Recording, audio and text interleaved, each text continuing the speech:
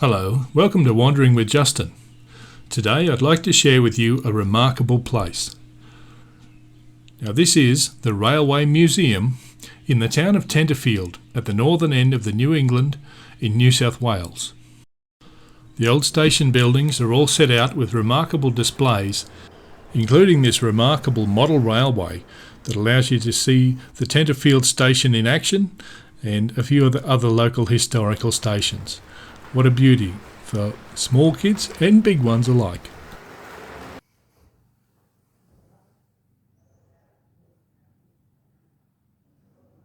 The Tenterfield station was first opened in 1886, and there are many remarkable artefacts that have been collected and retained until the station's closing in 1989. There are many photographs and notes on display that really tell the story of the people who lived and worked in this area at the time. Where they worked, the clothes that they wore, much more is on display in this remarkable museum. Due to the difficulty of the terrain, the stretch of the Great North Line between Glen Innes and Tenterfield took over 2 years to build, and this was built by the Cobb & Co company. The rail line in Tenterfield was officially opened on the 19th of October in 1886, and this event was widely celebrated. Thousands of people travelled from Sydney to witness this occasion, making it one of the largest railway openings in New South Wales of the time. The line was officially opened by Lord Carrington, who was the New South Wales Governor. This railway line was crucial to the economic development of the area, particularly when the Wallangarra changing station was completed in 1887 the following year, providing direct transport between Sydney and Brisbane. This opened up two important markets to the people of the Tenterfield area. The last train ran on this track on the 25th of November 1988, over 100 years after the opening of this station and line.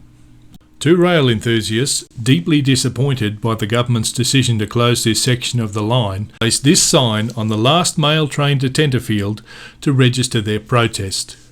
It fell on deaf ears. One final special steam train was sent up this line in 1989, and there's a video available in the museum that you can watch of that final journey. From its celebrated beginnings in the 1880s, the use in both passenger and freight trains increased through until the 1920s for this station and the lines connected to it. There was a lull in activity through the 30s with the Depression, but then in the 1940s saw a big boost with wartime logistics, taking up many trains in Australia. From the 1950s onwards though, passenger numbers and freight services declined, and eventually road transport has taken over completely with both passenger and freight services, providing a more flexible and direct service. Rail was a complete game changer for early industry around the Tenterfield area. Before the modern centralisation of industry that we know today, each town would have its own producers, its own factories, its own mills, and so being able to produce and transport those goods at high speed was an absolute godsend for these towns, enabling them to grow economically and to prosper. Good luck finding a factory or much heavy industry outside of major population centres today, and even most of those have gone overseas, along with the jobs that went with them. Carriages like these were used to transport livestock. This has always been a major part of the economy of the Tenterfield area and of the New England as a whole. The earliest settlers pushed through into this area in the 1830s, looking for new grazing lands for their sheep and cattle. Despite the interruptions of the Boer War, the First and Second World Wars, agriculture has remained the primary industry around this district. For a period through the late 1800s and early 1900s, mining played its part. For most of that period, timber cutting was a very big industry in this area as well, with the high demand for Australian hardwood, for sleepers, building wharfs and piers and many other projects. This 040 saddle tank locomotive built by Vulcan Ironworks in 1914, is an example of the type of trains that were used in some of the local quarrying and mining operations, gathering granite, gravel and other materials for construction and infrastructure projects, as well as for collecting ore from mining projects. This locomotive was retired from service in 1962, and around that time many of the small branch lines in Australia started to fall out of use as road transport became more economical to transport goods. The Tenterfield railway station makes a unique museum because it was taken over by the Tenterfield Railway Station Preservation Society immediately upon its closure in 1989, and its buildings and its contents remained largely intact and preserved the railway heritage of this area. In addition to the fine exhibits still contained within the museum buildings themselves, there are a number of rolling stock exhibits on the rail line that you can enter and explore to gain a feeling or an understanding of what these trains were like if you missed out on the chance to travel them for yourself. At the time of visiting, one of the carriages was undergoing extensive restoration work by the patient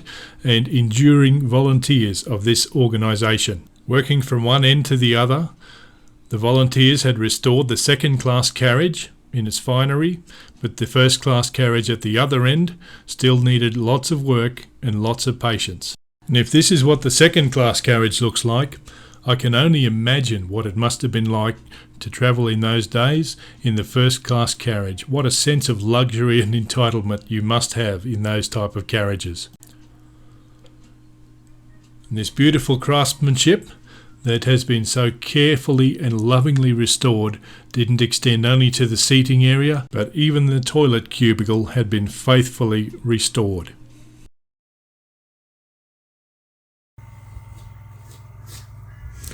So is it fundamentally sound, or do you have to replace much timber work in these? This one, most of it, solid timber's a bit, all the little trim, all the trims are rotten.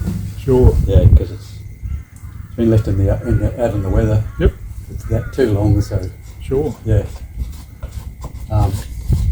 Yeah, so 80%'s got to be replaced. The one behind me, that's a bit different, that's a bit better condition. Oh, yep. So, I don't know when we're going to start on it though. Well, I guess you only got limited volunteers and money, didn't you? So, and they're all getting older. I can understand that. It was a brief conversation that I had with one of the volunteers working on restoring that train carriage, and what important work this is, preserving the history of our country, that it can be retained for future generations, and we can continue to enjoy this in many years to come. And so a big shout out to the volunteers of the Tenterfield Railway Museum and of every other similar organisation around Australia where people are giving up their time, their skills to share this history and the past with us so that we can continue to enjoy it and learn from it. So thank you very much to the volunteers. Now there's much more to see at the Tenterfield Rail Museum than I've shown you in today's video. As a matter of fact, we're going to cover some of the other areas in a couple of future videos. But until then, I'd just like to say thank you very much for watching this video, and I'll see you in the next one. Thanks a lot. Bye bye.